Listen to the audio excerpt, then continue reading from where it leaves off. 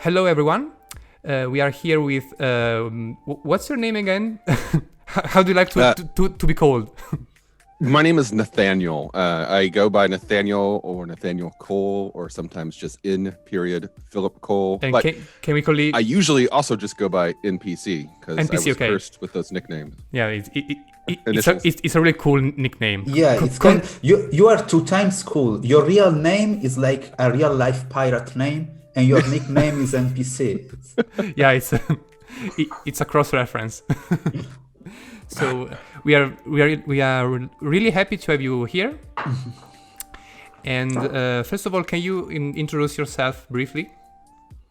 Yes, my name's Nathanael, or NPC. I'm based in Portland, Oregon, in the United States. I'm in my, let's just say, in my early 40s now, and I've been playing RPGs since I was a tyke. Got into RPG design about a decade or so back, and I do a lot of podcasting. Oh, really? For instance? Yeah. Currently, my big projects, we have a podcast, the 2 biggest ones. There's one called Bikers, Dice, and Bars, which is kind of a play on the old show Biker Mice from Mars. And it's about being a motorcyclist, being a gamer, and being into drinking, because we found that where we live, there's a lot of overlap in those really interests. Yeah. Especially the second and the latest, I think. Yeah, gaming and drinking. Gaming and drinking, yeah. Our gaming only whiskey collection is growing quite large these days. Cool. But the other podcast is one called Hammer Crawl. A whiskey collection should diminish over time, not increase. Well, you'd be surprised. When one starts collecting whiskey, it just sort of keeps building up. Well, it changes. Let's say it but changes. The other over podcast time. is one called Hammer Crawl, where it's a throwback to old school tournament style dungeon crawls, but meant to be silly. Like, you have a completely randomly generated with the press of a button character. You leap into a dungeon. You probably die at a room or two, and you're during the first surviving season, probably party gets treasure, not from the dungeon, but by looting your dead body. So it's, yeah. So for the sake of fairness, we will introduce ourselves too. My Italian name is Filippo, which is the Italian equivalent of Philip, and you can call me Phil or Philip or whatever. And I'm not a game designer, even though I've been like lurking into the hobby for like 20 years. I'm 30 right now. I'm not a designer. I'm just a player. And that's it. As a job, I work in the film industry and in the television business here in Italy, and I'm basically an editor for the TV series, especially for kids and teens, and that's me. Roberto? Cool. I'm Roberto, and I profess the most ancient job in history. I'm a mailman. And I thought you were about to say you were a prostitute. No. That's the second. Mailman came way before prostitution. All right. Neanderthals had to send bones and stones to other people. Yeah, totally. It's complicated stuff. There's evidence. Yeah. And the postman have to to bring the prostitute to a place, so the postman it's like older. Yeah. Time honored profession. Yes. We are talking history here. Yep. Serious stuff. I live in Germany, but I'm Italian, and that's it. I mostly play games, and I'm totally crazy for Nathanael's Motobushido. I'm the one who did propose the game to my party. Yeah, that's true. I did act as master, and I'm actually can't wait to have this game in Italy because I think is the most original things which has been made with sense, with a logic. It's not crazy innovation that doesn't bring anywhere. There is an actual system where the rules enforces the teams, and the teams for me is so cool. Nathanael, would you like to introduce your game for us?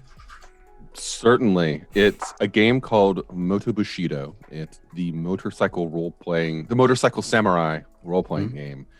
It came to me one day years ago when I was out riding my bike in the Columbia Gorge, which is a beautiful area out here in the Pacific Northwest of the United States. Still in Oregon? Yes. Yeah.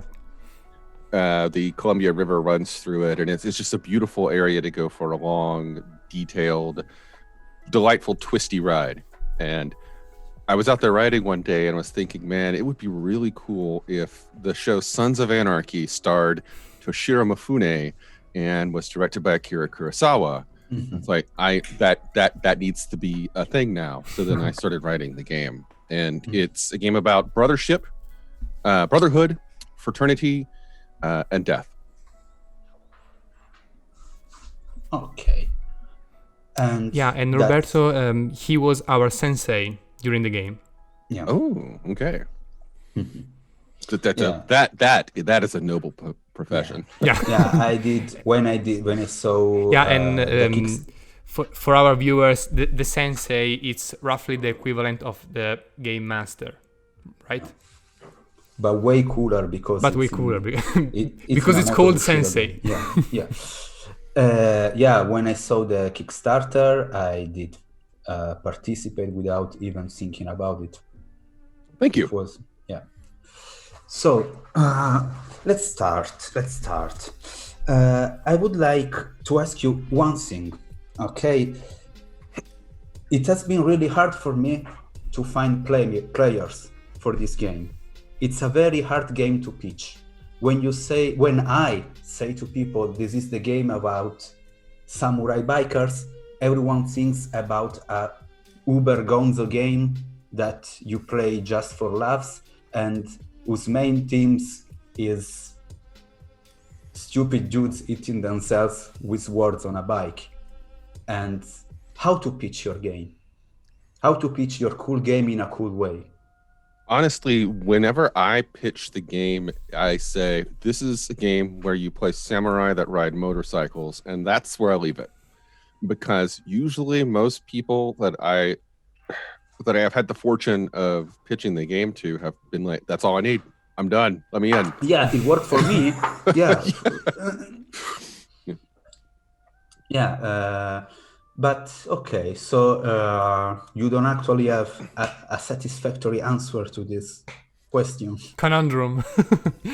Well, I will go into a little bit deeper explanation on, because I get what you're asking here, and that is some of the themes and the way that the game is played are not the same as you would play motorcycle riding samurai in something like Savage Worlds or Dungeons and Dragons or Rifts or any of those games that are more traditionally go forth, do crazy stuff, and blow things up. In Motobushido, it's very much a stronger focus on the interpersonal relationships between the team and the laser focus on one-on-one fights. Yeah. But it can allow that kind of zany play if that's something that you want, because whenever you start a new game, you go through that tutorial called the First Founding. And part of that is creating aspects of the world in which you're playing. And I have never had two games with the same feel.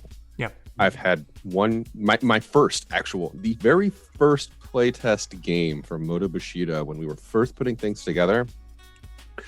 They were Star Wars Jedi fleeing the Order 66 purge. And instead of motorcycles, they had force powers. And we just hand-waved it, made it work. And it was amazing. Wow. Now, I've run two of my favorite playtests ever. One of them, they were anthropomorphic rabbit samurai fighting rich capitalist oil barons in the state of Texas. And in another one, they were, hold on, cyborg wizard vampire samurai riding souped up robot motorcycles in a dystopian future similar to the movie Akira. Yeah, okay. That's mind-blowing. No, well, our setting was, I would say, more classical. Our pack was just a pack of samurai bikers, and their duty was to patrolling the world of the living and the world of the dead, and to be sure that the dead didn't pass or bleed over the barrier between the two worlds. So it was more dull or more. Yeah, there was politically charged environment in the part of the living, and then there was another plan of the shadow world, let's call it like this, where the dead first founder, the first captain of the tribe, had formed a gang of ghost riders to invade the world of the living. Ooh, okay. Yeah, but something we immediately we immediately knew from the very beginning that the game was meant to be way deeper than it looked at first sight. Yeah, and when you actually play it, you see all the stuff you were talking about in your introduction. You can perceive the themes of brotherhood. You can perceive that it's a dramatically charged game. But in first reading it, it's kind of hard to enter in this mind setting when you read for the first time. The whole introduction with the anecdote about the samurai and his two servants and the sailors. When I first did read it to Filippo and Marco, the other player. Their player, yeah. Yeah, they were kind of mistaking the mood of the game just from this anecdote. And I have a question about this. Was it intentional to write a game so deep and so charged with these themes? And if it was intentional, which mechanics did you introduce in the game to push it in that direction? Okay, I think the mechanic that this is tough. Yeah, I have two answers time. to this. Yeah, two answers. So from the start, from the very beginning, when you create your actual characters, the ones that you will play throughout the rest of the game, and not just the first founding characters. When you create the actual characters, there's one of the mechanics is the sacrifices. And when you go through this, it creates a team where all of you basically kind of hate each other. Like, you are a group of characters who have pissed each other off, who have humiliated each other, but who still hang out together because this is the lifestyle that you have chosen. So you start the game with immediate bits of animosity. Hate is a strong word, but you start the game charged. You are hitting the road with a bit of conflict already there, waiting to be used. Yeah, we thought of beef with each other and stuff like that. Did my volume go away? No. Oh, okay, sorry. But after that, leading into that is something that I was very happy with was the way that the conflicts, the duels, the cards are played. When I run the game, I try, especially for new players, I try to explain as little of the mechanics up front until the time that the mechanic comes into play, especially the card dueling. And this is what happens whenever I run a game, a first founding with new players. I will pitch the conflict. Some of you are for and some of you are against. What side are you going to take and how are you going to resolve this? Inevitably, it comes to blows. And because I haven't explained how the conflict system works, players have cards and they're like, oh, okay, well, I'm going to play the highest card to beat the last card. And it goes back and forth. And they don't know that they can stop at any time. They don't know that you don't have to play to the death. Because if you keep playing, if you keep beating your opponent, and you keep pushing forward through all 3 rounds, and then it comes to a conclusion, and then they're like, all right, cool, you've lost, and you turn to the other guy and say, okay, tell me how you kill him. And the other player's like, I'm sorry, what? And suddenly they're like, oh, okay, I get it. And if they don't, then we play a few more conflicts, and to make sure that people know that the further you take it, there's no going back. This is what did happen for during our first duel. I lost audio again. Yeah. I'm not hearing you guys. Oh, I was saying that this is exactly what did happen for our first duel, where I was wiping them out with a low tier NPC because they kept dragging the duels out pointlessly. And yeah, I didn't tell them that they could back out with and very minor consequences. the NPC in question was an old drunk woman. She was the lover of the first captain. That's great.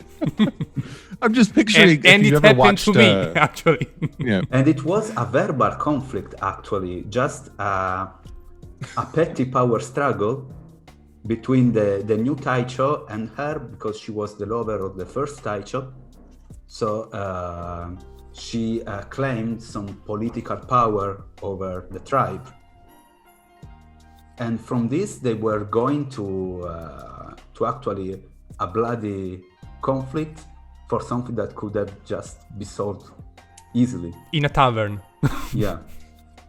Yep. But after that, everything went smoothly. After the first duel, it was like something clicked in my mind, and it was like, oh, okay, now I get it. And after this first duel, everything went way smoother. And another interesting thing is that about during our third session, if I remember correctly, there was this big duel between me and another character played by another player. So it was like the game actually pushing in that direction. Is it right? Yeah. I feel my feeling is if your players are not actively fighting each other at least once every 3 or 4 sessions, something went wrong. Okay, so it worked perfectly.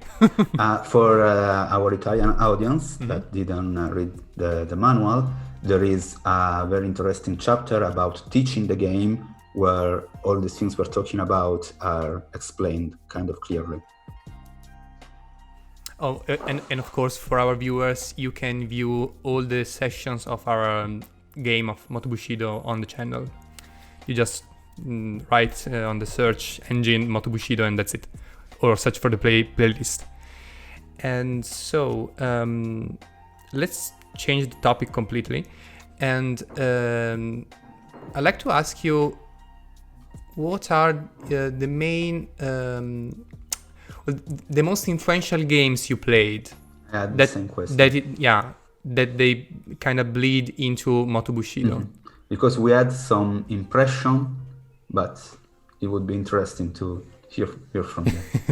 I think your impressions are correct. I did watch I watched some of the first video, a little bit Really? of the middle in between, and then I watched the final one, and I had turned on the Google Translate. Yeah. First off, let me tell you, that's hilarious. If you ever watch something that is not in your language, turn on Google Translate and laugh. That's something that's something I do. I rewatch my video in Italian with English subtitles, generated automatically, and that's really hilarious. You're right. Yeah.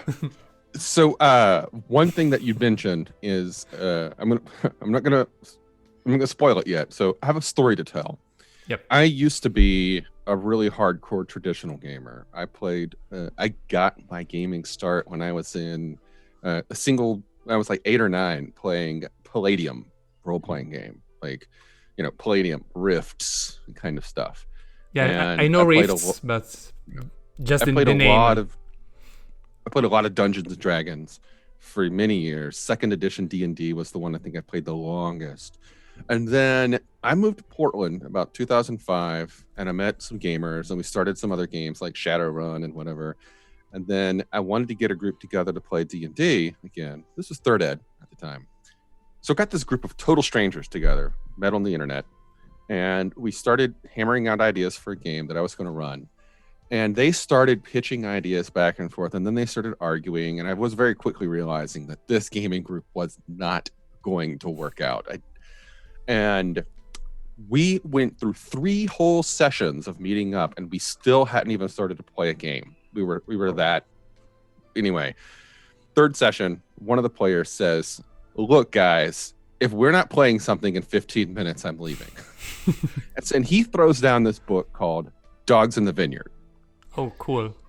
Now, I had never read or played any game like this. And when I read through it, I was like, okay, this is interesting. I don't actually understand anything of what's being said here because I love the game. I say this now. It's not a very well organized game. But then my buddy's like, look, I'll run it. Here's what you got to do.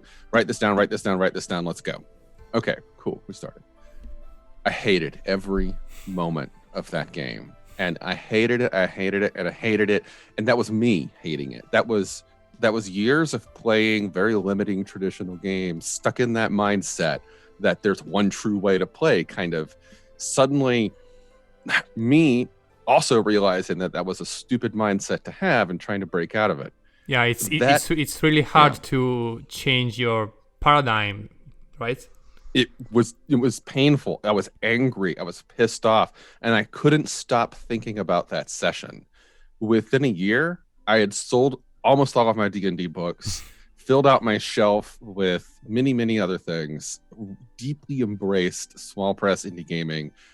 I still have my Rifts and Shadowrun books. Don't hate me. But my shelves are almost nothing but like small press indie stuff now ever since that happened. So that Dogs in the Vineyard, the adversarial way that it teaches you to play, like you get into a conflict with someone. Me and this one dude, we almost came to blows. No, we did come to blows in the game, and then drew guns over one simple question: do we take our prisoner through the middle of town or around the back? That was it. And I bought into it. I was like, I am not going to lose this fight. God damn it. And I kept pushing my dice forward. And then I realized I got to work with that in another game.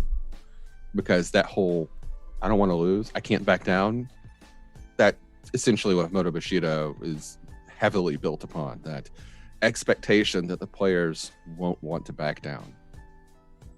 Right. Yeah, we definitely recognize the reference to Dogs in the Vineyard. Even though I think that Motobushido and Dogs in the Vineyard, they address the same problem in 2 different ways, and they shed a light on 2 different topics. Because to me, Dogs in the Vineyard is a game about violence and how violence escalates, while Motobushido it's a game about honor and what are your How far are you okay to go to defend your honor? Yeah. So And, what's your limit? Yeah, and what's your are you limit to ready defend to your honor? pay? Are you ready to pay the consequences? Mm-hmm. Because For your it. honor will not feed your family and will not let you survive another day most of the times. Yeah, I there's certain okay, a bit of a disclaimer. I am not a samurai, and Okay. I am not Japanese. But I did my best to take the subject matter in a way that wasn't fetishization or disrespectful to it, and I think I did a good job with that. One thing I did was tried to draw upon the Chanbara style of filmmaking and certain aspects of that, meaning like if you want to kill, you have to prepare to be killed. If you can't do one, you can't do the other. Or if you're not prepared to die, then you can't heal. You just can't. Like, that's how the game works. Like, you have to be willing to, you have to say, I'm willing to die for this in order to kill for this. And if you're not willing to die for this, you done goofed. Yeah. Okay, I have another question. Now it's been some times since the first publishing of Motobushido, and today Sons of Anarchy is not that actual anymore. So when you want to compare it to a popular series or book, video game, a media, in order to create hype, what do you say today in 2020? Well, samurai fiction is always popular in certain crowds, so that at least has its appeal. Motorcycle stories, they come and go. You have things like Akira, which everyone knows that red motorcycle, and you can say, hey, Akira, swords, boom, let's play. Or Sons of Anarchy is over, but everybody still remembers it. But then you have video games like Days Gone is a video game that came out on the PlayStation 4 last year, and it's a game where you run around the apocalypse on a motorcycle, shooting zombies. But it's a heavy motorcycle game that a lot of people really got into.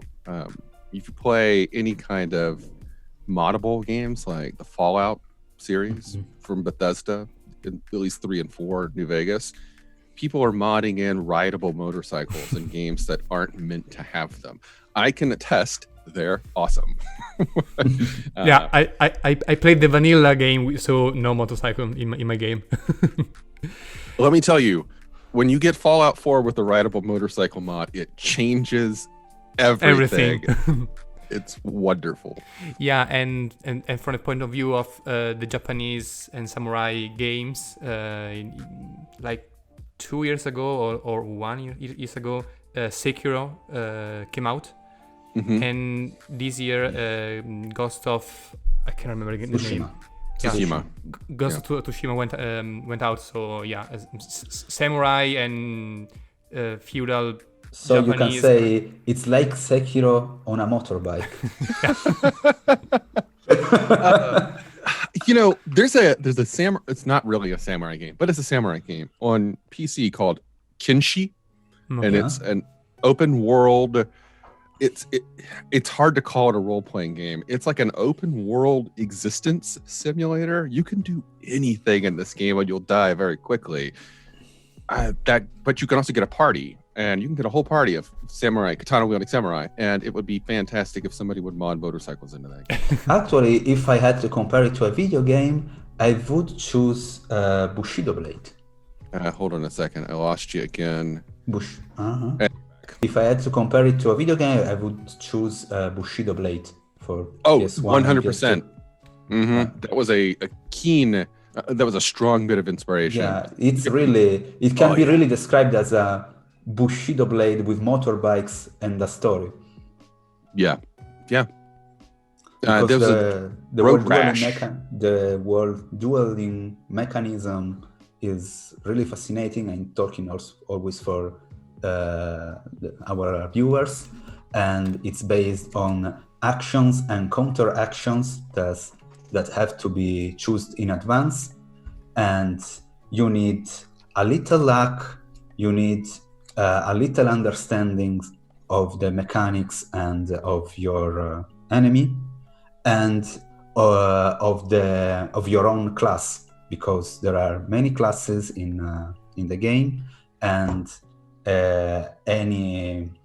each classes has different bonuses and options in battles based on their jobs, their motorbike, and their role in the tribe.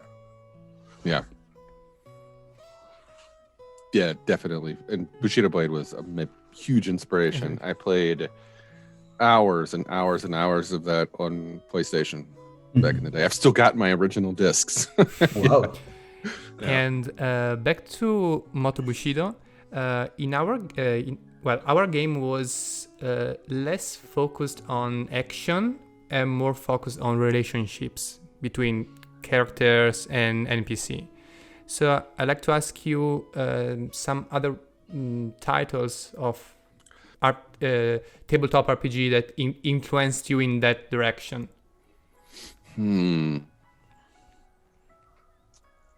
If it's correctly, because I'm assuming that it was by design. Yes. The Apocalypse World series, the Apocalypse, I have a number of those. I like the way that they have relationships as, tangible numbers that you can just add to a thing. I didn't want to go that route. I wanted things to be a bit more descriptive than numerical when it came to relationships. But I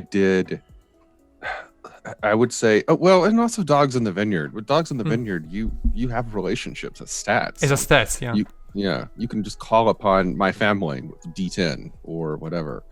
And I liked being able to have that, so that your character wasn't just, these are my physical traits, these are my weapons, and that's it. and that's it. Which so many games still these days.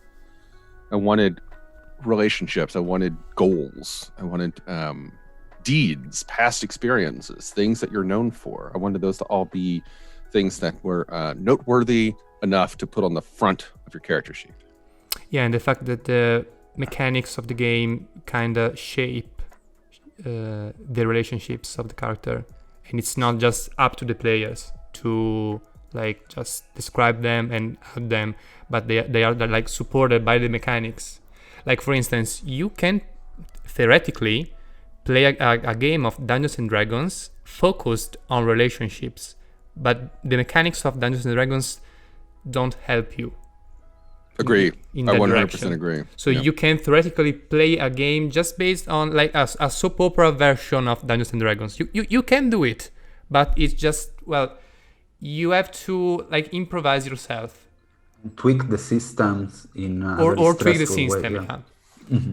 While in Motobushido or Dogs in the Vineyard or in Monster Hearts, there are mechanics that inform the game in that direction. Mm-hmm. So Burning Wheel was another one. Oh, Burning Wheel. I'm not that. How to say it? I don't know it. But what? Knowledgeable. Not knowledgeable about Burning Wheel, but I know that it's a game that push a lot into the relationship area of between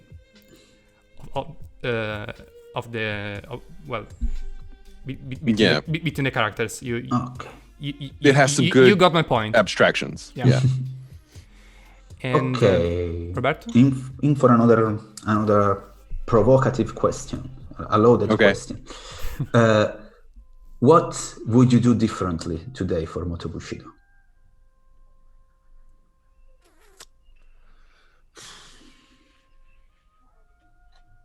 Well, okay. The weak cheating answer is nothing. Wow. The actual answer is I've already been putting together a second edition, some might say, of the rules. that I would like to then take back to it and print out a more revised version. In the year since, there are some rules that don't work as well as I initially thought they did. And I want to fix some of those. I wish that I had done a better job. I wish I had done a better job telling my character sheet designer what I wanted. Because I think he did a fantastic job with what I told him. And then in retrospect, I don't think I told him things right, which means the sheet isn't as functional as I wish it could have been. Yeah. These are the sheets from my first game ever of Motobushido. I did play it on the last day of the year with some friends. I did bug them, I think, for 10 hours from 10 in the morning till 20 to play Motobushido. They still make fun of me today. It was the last of the year of 2012, I think, something like that. 2013, yeah. And what was the setting? The settings was something like Skynet took over the world. Yeah. And they had to solve their problems between each other, between other Motobushi gangs, and between the killing machines.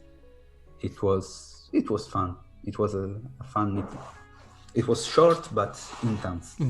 I have run a game where it wasn't. I didn't run it. A friend of mine, one of my shall we say, my Miki Ude, he ran a game that was very similar to that.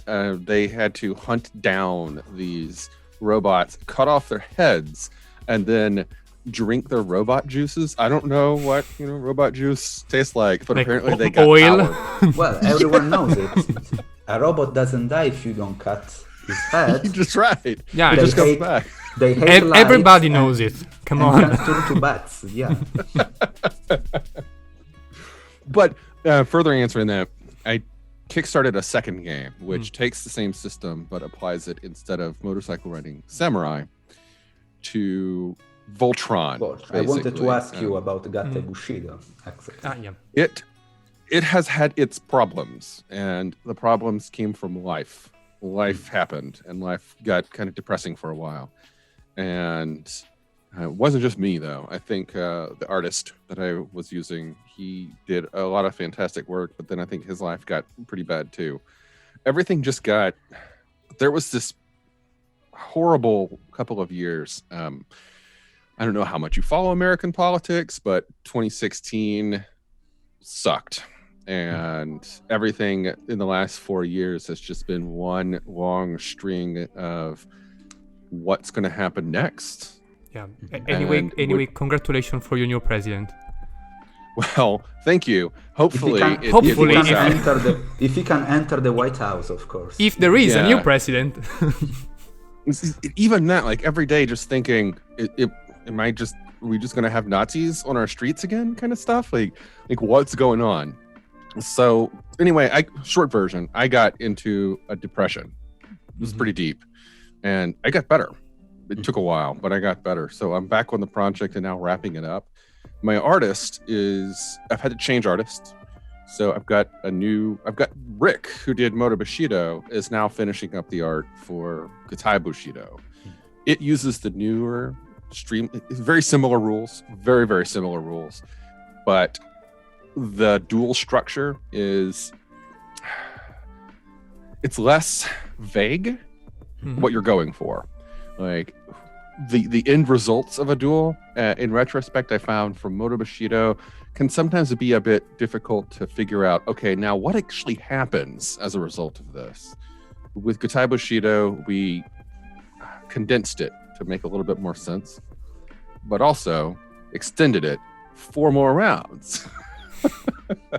But those rounds only happen if you are in a giant robot that is assembled and your whole team it makes sense. Okay. It makes sense. Everything takes longer when you are into a giant robot. Yeah, everybody knows it. I'm a mailman. If I don't know it, then... And that is inspired by like Power Rangers and whatnot, where every single fight, they're fighting. Okay, we almost won. And then the bad guy turns into a giant monster. And you're like, okay, now we got to punch each other in the city. That's cool. That's cool. If you have a rule for collateral damage, would be just for the fun, but just for the fun of it, not to count the money that you are costing to your city. It definitely. Motobushido uses the factions as well that Motobushido used, but it also adds locations as a tangible mechanic. Like, if you've ever played any kind of grand kingdom building video games where different locations will, like, this place will heal you and this place will give you a bonus to morale and stuff. Yeah. Bushido has the ability to you can go to your armory to soup up your weapons, or go to your fan club to get some morale support. boost. Yeah. Yeah. Okay, now, as a fan, at some point in your life, you can't possibly know it, you broke my heart. It is when Motobushido became a setting from Savage World. That was a heavy blow for me, because your game was just so good as it was. Why throwing the system and saving just the setting from another system which I didn't like? Well, I was a big fan of Savage Worlds. I've played. I have many games that I love. I go anywhere from traditional games to story games to pass the stick kind of storytelling games. Savage Worlds was a game that for a long time was my go-to for if I wanted to get a quick game of pulp action together with some friends. So when the creator of Savage Worlds said, I love your setting, we want to hire you to write it for us. It's like, Okay. Of course. okay. Yes. That then didn't pan out the way that I was thinking it would. But another company who has worked with Savage Worlds, and several of the members of which who were involved in the development of the Savage Worlds version anyway, contacted me to see if they could carry it forward, pick up where the work was left off. So it's like, yeah, sure. Sign here, take it. You do it. I'm done. You already did it, so why not? Yeah. Here, you take this, you do what you want. You have my permission to apply it to Savage Worlds however you wish. But yeah. For me, one of the problems was I didn't want an actual established core setting. Oh, okay. Part of the beauty for me with Motobushido is there's samurai, and there's motorcycles, and there's a war that you lost, and that's it. Yeah, the zero session has a beauty in its own, and it's really a shame to not use it. Yeah. To world building. But there's some good that came out of that. I mean, I'm not saying that anything relating to the Savage Worlds project is bad, but getting to your statement of my breaking your heart, I'm sorry. I sincerely apologize for that. But also, at least on that side of things, there were good side effects. I got a lot of new art that I own that I could use how I want. From Rick, they paid Rick to make more art. So that was great. And a fellow named Jeremy Wilson did 3 fantastic oil paintings for it that they paid for, that I now own. And they're awesome too. And they were going to be the covers. Beautiful work. Okay, so. And speaking of game you like, can you give us your top 3 of tabletop RPGs? I know it's a tricky question, but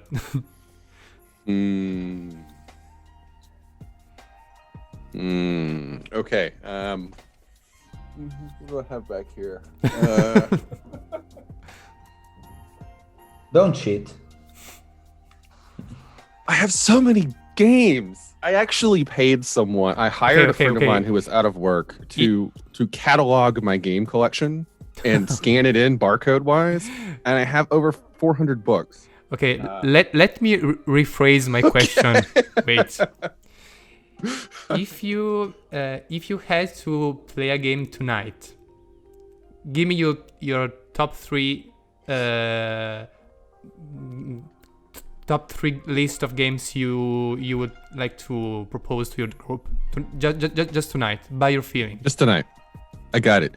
First would be a game called Genesis from Fantasy Flight Games. It is the if you are unfamiliar with it, I'm familiar, but just explain for our viewers. Thank you. Genesis is the history of Genesis comes from Warhammer Fantasy 3rd Edition, which Fantasy Flight did, which they took the Warhammer setting and instead of using regular dice, they made their own color-coded dice with evocative setting symbols on them that function less in a way of counting numbers and more in a way of casting runes and divining from the runes what happens as a result. And it resulted in you could try something, you could fail terribly at it, but have some strange positive results for your friends. Or you could succeed exceptionally at something that you're doing, but unfortunately, you also suffer great losses. That kind of give and take outcome system. And then they did Star Wars, Edge of the Empire, all that stuff.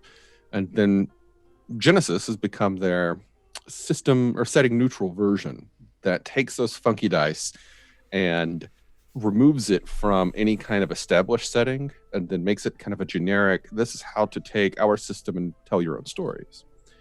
I love Genesis. I just love it. I love casting the dice, and then I love the process of divining the outcome. I love it. Yeah, if I remember correctly, also the Legend of the Five Rings uses the same system. It uses basically the same system. They have their own dice sizes that aren't compatible, and the symbol are but different. But roughly it's the same. Number two would be Rifts. I run a lot of Rifts. I did not run Rifts for years until COVID hit, and we're all stuck at home. And then I realized I have all these books and I have these friends that want to play this game, and I'm 40 now. I should be able to run this without shame. So now I'm running Rifts regularly. But the third one, okay. Tell me if you have heard of a game called Mechanical Dream. I don't think so. Roberto? Nope. It is a game that is almost impossible to pitch. It's okay, cool. It is a fantasy role-playing game that takes place in a non-Euclidean space with a sun that isn't a sun, but it's actually like a clock pendulum that passes overhead. And as the shadows move around, the nightmares become real and reality shifts, and you don't want to go into the dark. Don't want to go into the dark. But it's unlike anything I've ever read. It's very, very, very French. And it's got these just evocative images and ideas. There's no humans. There's no elves. There's no dwarves. It's all of these... Oh, God. The closest thing I can even think to compare it to is an old French movie called Gandahar or Light Years, like an old animated film. Or The Dark Crystal, actually. Okay. Dark Crystal is kind of close in imagery and themes. I would run that. I have 4 copies of that book. I have never played it. Never. Ever. I just got obsessed with it in my 20s, and one day I will run it. Okay, so it's not a recent game. It's from 2002. Wikipedia okay. says, yeah. Yeah. The company that makes it doesn't. I don't even think they exist anymore. But they put out like 5 supplements and a minis game. Really? Yeah. Yeah. Pantine Nocturne. So it's a French. It was a French company. It was either French or French Canadian. I think it was. Yeah. Okay, I have still 2 questions if we have time. One, is what are your feelings today about the role of the comedian, the sign of the comedian in your game, in Motobushido. Oh, let me look this one up. Let's The see. comedian, it is a birth sign. When your character was born on this birth sign, he is driven to let the rest of the tribe have fun, to be funny. And his special triggers are that he makes a joke that the other people appreciate, or the other people, I mean the real people at the table, not the character. You have to make the other players laugh. The players. Yeah.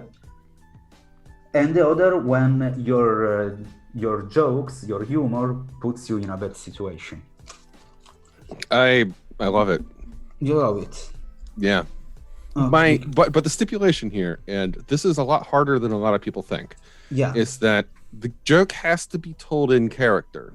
And it can't just be like a joke that you tell about a meme or something. Like, it has to be an in-character joke. And I've met it, unfortunately, very few players who are good at telling in-character jokes. That was worrying me, you know? Yeah. It seems like such an hard task, because you have to actually be a funny person that makes its own character funny. It's really it's too much, maybe. I don't know. It's not one for everybody, no. Okay, that was something I was curious about, because it's the one thing I didn't totally like of your game. And the others, I think I forgot it. Oh my god. I was Okay. Oh my god, such a shame.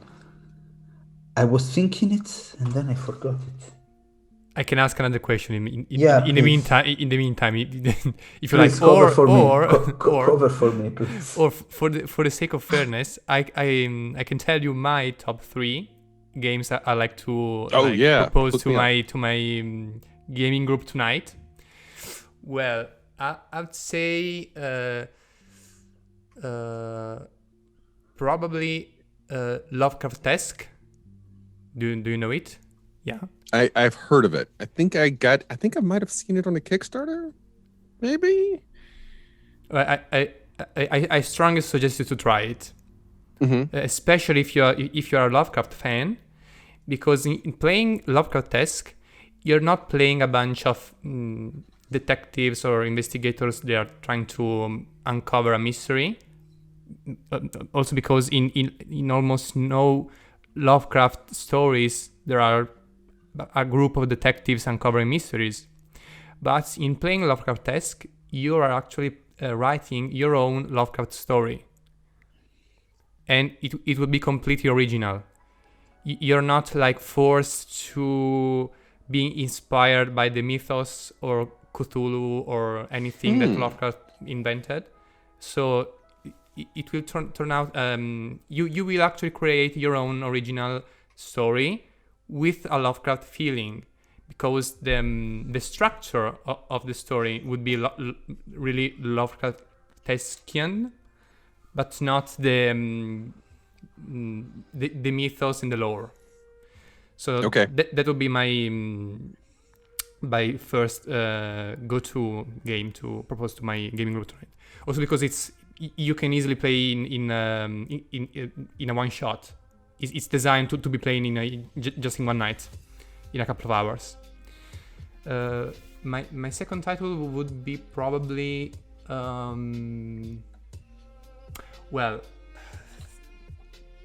say Dialect. Do you know the game? I don't. So Dialect, it's a game about language. You play a community which is like cut out from a bigger world or a bigger community, like a guild of thieves or a couple of people stranded on an island, or a minority group inside a city, something like that. So you play this small group isolated from a bigger community.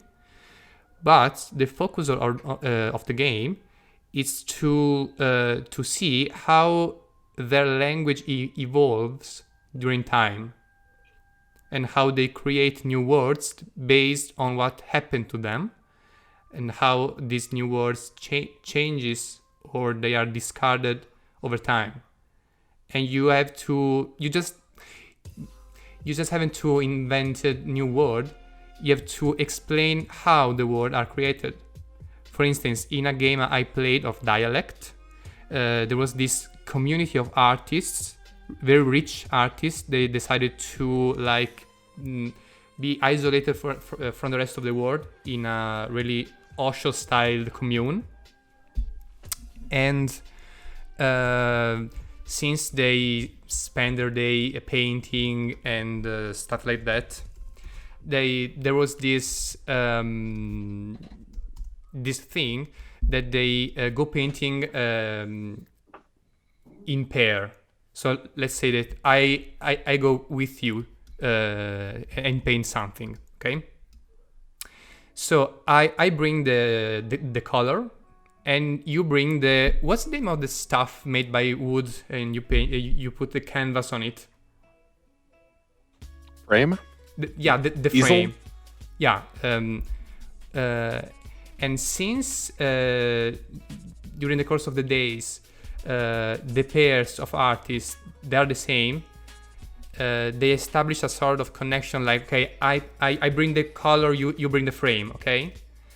And so the days goes on, and these communities started to use the word frame as friend, because fascinating. If you bring my frame, you are my friend, my trusted friend, and stuff like that.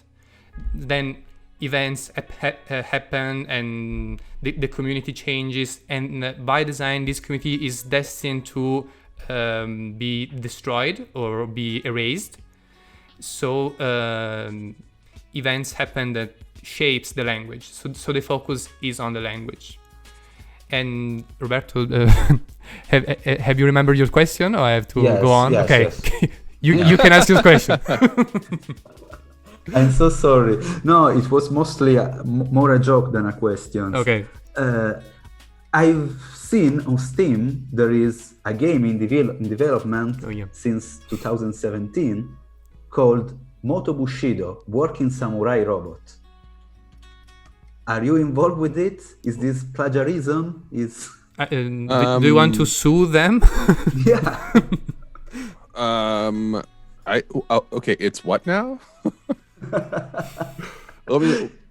It's a video game about mecha samurai fighting each other. On Steam. So if you search on the what? search engine on Steam. Oh my god, I've never searched for my game on Steam, so I would have never expected this. I have to look this up now. I have to figure out if I care. So I guess you're not involved in this. No, that is totally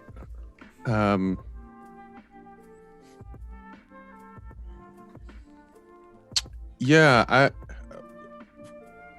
Steam is taking forever to load. That is new to me. How did you find this?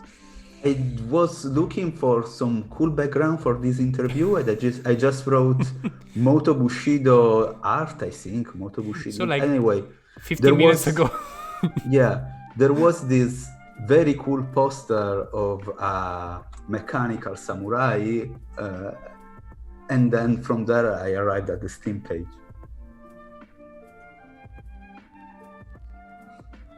Oh, okay. This looks like a user-made. Oh, I see. Okay, somebody made a robot. It's like this is a workshop module, so a custom user-made component to something called Besiege. Yeah. Yeah, Okay, it's so user-made. it's just user-made. yeah. It's okay. You don't need legal counseling after all. Yeah, given that someone also made Optimus Prime, I'm okay with this. Thanks, though. That's kind of neat. I'll reach out and be like, "Hey, did my game influence you? Let me know." And before to conclude our interview, do you have any questions for us about your game, our experience playing your game, or anything? Well, I did have one question for you, Filippo. What was your third game? Oh, Don't leave me hanging. my third game to play tonight. Oh, I say Dread. Yes. Okay. Yep. Okay. Yeah, I love Dread.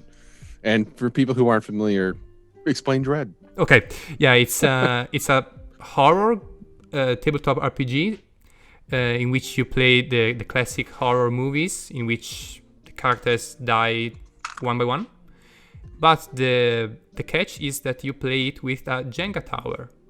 So when you have to do something scary or dangerous, you have to remove a brick from the Jenga tower and put it on top of it. And so, as everyone is familiar with Jenga, after a couple of bricks removed from the towers soon gonna collapse. And when the towers collapse, the character dies, or it's somehow removed from the game. Like it becomes like mad and or stuff. Mm-hmm. Bad stuff happen to them, and it really build this tension. Like the air is crackling with tension when you see that the tower it's going to collapse at the next drawing, and you have to go out from the cabin and check the woods, and you don't want to do it. So it's a brilliant game. I've had a lot of fun with it. Yeah. The only shame is that you cannot play during a pandemic, but that's it. And that's a good thing that you just mentioned there. I have never played or run Motobushido online because I don't like digital cards. But and it's actually been a reason why I haven't been able to play test and finish Motobushido, because COVID has made that very difficult. All of my groups met in person. Part of the experience is it's like you're playing cards. You're bluffing. Do I have a card that can beat that? You don't know what your opponent is holding in their hand, and it adds an element of strategy and tension that is deeper than dice. But Tabletop Simulator on Steam has stolen my heart. I've been diving into Tabletop Simulator, creating packages for Motobushido and Gatabushido. I actually have samurai playing cards, like some really old ones and some really cool ones, that I have been individually scanning into my computer so I could make custom decks of cards in Tabletop Simulator, because the card system in Tabletop Simulator is amazing. Yeah. And I'm really excited to finally get some playtests or some final confirmation sessions going before I put all the package together and release Gatabushido. Yeah, on Roll20 it wasn't the most comfortable of experiences, especially because you can't put the jokers face up in the deck. Yeah, but Roll20 it's free or premium, while Tabletop Simulator, I think that everyone must have a copy of it to play it, right? On Steam. Tabletop Simulator is constantly on sale. It's constantly on sale, but everyone has to own a copy of it, right? No, actually. Okay. You can Steam it helps if you do, but Steam has a function called Remote Play Together, where all you need is one person with a copy of Tabletop Simulator, and then you can play any game with any number of people. That's interesting. Online. Didn't know it. I should dig it. definitely. Because Yeah, I really like it too. I think that Tabletop Simulator is a really powerful tool, especially for playtesting, both board games and tabletop role-playing games. For instance, I don't know if you know a game called a role-playing game called The Clay That Woke. The Clay That Woke. Paul Zega. Yeah. That would have been my top 3. Yeah. Oh, okay. And I created the Tabletop Simulator version of it to play on Tabletop Simulator for the drawing of the tokens, you know. So if you search on Steam The Clay That Walk, you would find my patch. Awesome. That's freaking cool. Yeah. So you asked if I had questions for you. I have two questions. Go on. What do you think about the cover of the book? Well, for sure, the cover from the Savage World edition is cooler, but the original one, it just works. It's not bad. It's not worse than the one from the Savage World. It really gives the message of what the game is about, and it's pleasant on the eyes. And I think that the original cover has an edge. When I look at the cover, it instantly gives me the vibe of a new wave game or an indie game or something like that. Not a traditional game. Mm-hmm. And I think that that's an edge from my perspective. While a more elaborated cover. Well, it should be any game or a more traditional game, because the traditional game tend to have more elaborated cover or more realistic cover. On one side, you have a stylish picture, a cool picture for the Savage World edition. On the other side, you have a picture that tells a story for the original cover. And evokes a feeling, set of feelings. Mm-hmm. Fun story is that the Savage World cover was designed to be what came before. So the Savage World's cover shows a motorcycle duel happening under the same tree. Mm-hmm. And this cover shows the outcome of said the outcome. Yeah. I kind of did them in reverse there, but this was intended to be the inside cover, and then when Rick sent me the image, it emotionally affected me. And it's like I had to put it on the cover. It's like this is cooler than anything that I could have thought of to put on the cover, because it tells the story. I think Rick, with very simple, minimal guidance on what I wanted on the inside cover, ended up telling a better story about what this game is about than I could have. So my second question then is, what were your favorite moments from your stories of this game? Okay, Filippo, I was sensei, so maybe you go first. Yeah, I go first. I know the answer, and I think that I've already answered this question before, and it's the duel between my character and the other characters of the other player, because that was the most tense moment of our three session game, and this duel came after both me and the other player got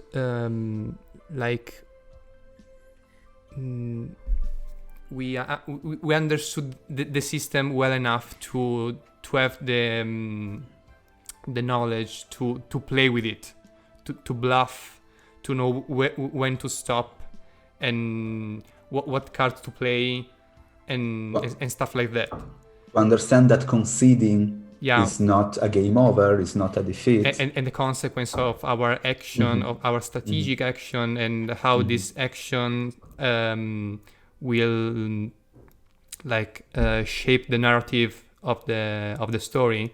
So it came at the right moment, and it was really tense because it was we played just with two player characters and the sensei, so it was basically the duel between the two protagonists.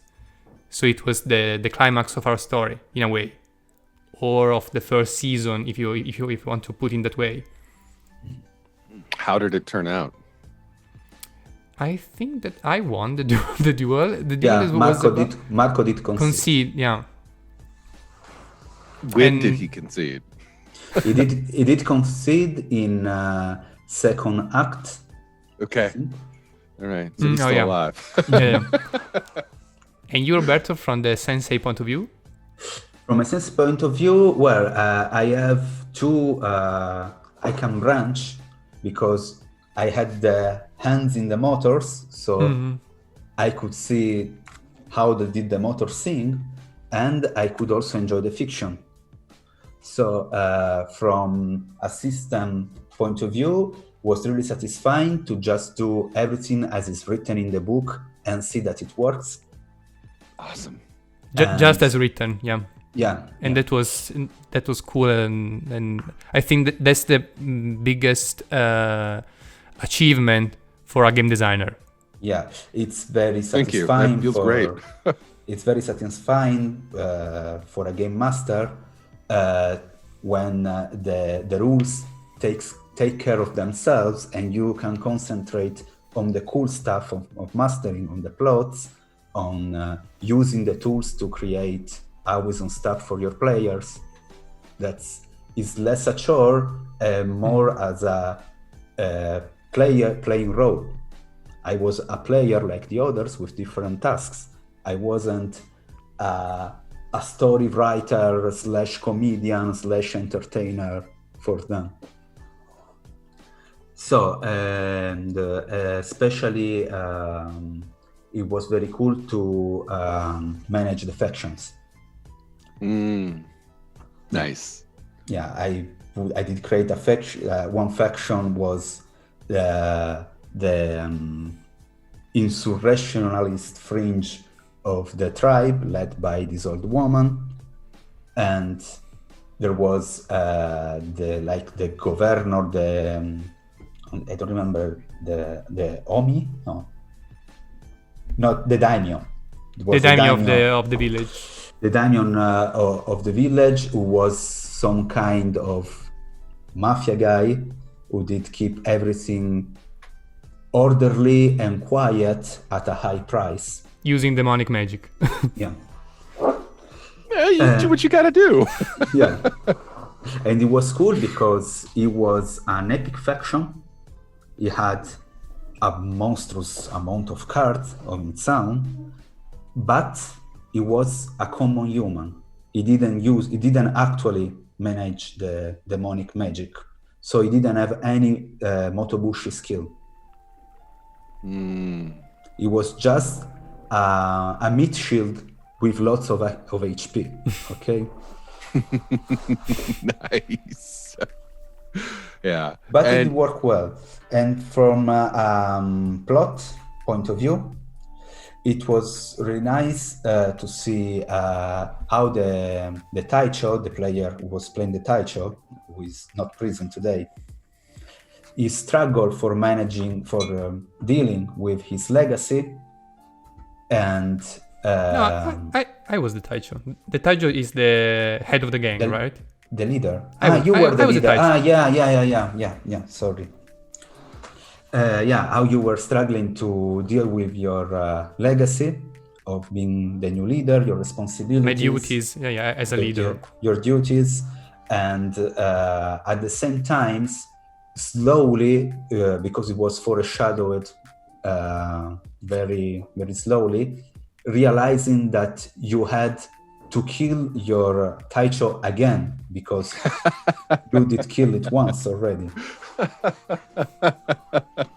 And he was the one who asked you to kill him, actually. That is great. That was cool. I did remember an answer to an earlier question of yours, and you had asked about what other games were influential, and I am kicking myself for not thinking of this one, but one of the most influential games that has been for all of the games that I work on was I introduced to it very shortly after with dogs was a game called Classroom Deathmatch. Okay. And it's written by a fella here in Portland named Jake Richmond. He also did a game called Panty Explosion, or also known as Tokyo Brain Pop. Yeah, I heard of both. Yeah. There's very story-heavy games, and Classroom Deathmatch was, if you ever seen the Japanese movie Battle Royale, it is Battle Royale, the role-playing game. You get a group of classroom, 50 students, you send them out to the woods, and you make them kill each other. And what I love about it is that game's mechanics were so open and free that there wasn't even a rule for death. You died if someone said you died, and that was it. I was like, blew my mind. Like, of course you can do that. You can just say someone's dead, and they're dead, and they're dead. And suddenly it made sense that nothing was off limits. You could fuck around with any of the mechanics. Like, there were no sacred, stones that had to be there, kind of stuff. And that changed my life. The paradigm crumbled. Yeah. And I don't have any question. Roberto, do you have any other question? Do you want me to say my top 3 games? Oh yeah, hook us up. Okay. So of course the Clay That Walk. I think Natalia was talking about how fascinating it is to interpret the dices in Genesis, and immediately I just think about the Clay That Walk, its rune system. And then the second one would be Itrasby. It's a Norwegian game. It's very heavy on narrative, with a setting influenced by surrealism, and it has rules inspired by Archipelago, where you draw a card with a prompt, basically. Okay. It's a very interesting game with a very, very cool setting. And the third one would be the 1,000-year-old vampire. Which is, I've been hearing a lot about that one. It's a solo game. I have no friends, so it's perfect. Well, you have a girlfriend, but it's not she's not into the hobby. Yeah, so it's a very fascinating game. On the surface, it looks like a diary simulation where you have to write the diary of this vampire, and it's like you are telling yourself a story, which would be kind of boring. You don't need a game for that. But since it is a game, it actually has rules that influence your experience and drive it on the themes of loss and loss of yourself. It's not like other stories about immortals, like could it be Highlander, for example. The drama of the immortals in Highlander is that they keep living and they lose other people. Here, the vampire loses himself because he lives so long that he forgets his life. Yeah, and as a friend of mine once said, playing 1,000-year-old vampire is finally like playing Vampire the Masquerade without the other stupid players. Sign me up. Yeah. Okay. It was a great pleasure to have you here, Nat. Thanks. Definitely. And thank you. We really liked and appreciate your game. I invite our viewers to catch up with our game of Motobushido. You can find the playlist on our channel, and stay tuned for other games. When Gata Bushido will be printed, we will try it as well, I think. And if you want to come back, you're always welcome. Thank you. I appreciate it. Okay. Yeah, this is like great time for me. I just got up. Oh yeah. Yeah. It's still early. What time is it in Oregon now? It is now 10:30 a.m. Okay. Yeah. So have a nice day, Nat. You too. And see you in another time in the future, maybe. And thank you for our viewers to have watched us and our interview. And see you soon, guys. And thank you very much to watch us. Bye.